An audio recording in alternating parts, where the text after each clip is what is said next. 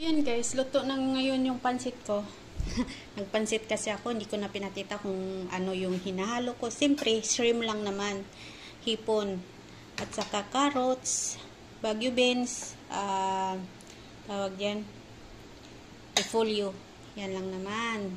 Ayan, 1 kilo isang kilong pansit, yung sutanghon, at saka 1 kilo yung lumi. Ewan ko, lumi ang tawag yata yun doon.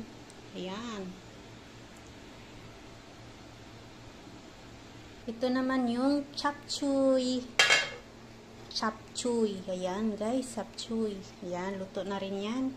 So, pasensya na sa hindi pa nakita yung paano niluto. Ayan, kasi nagmamadali si ako. Ayan.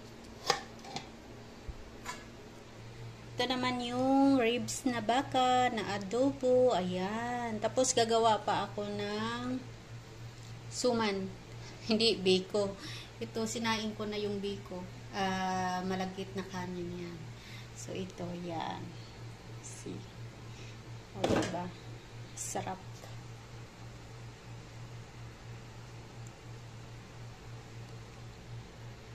Ayan guys, napakulo tayo ngayon ng gata. Para sa suman, biko. Ito asukal, brown sugar. Ayan. So, ayan na nga guys. Luto na. Ayan. Biko. Biko.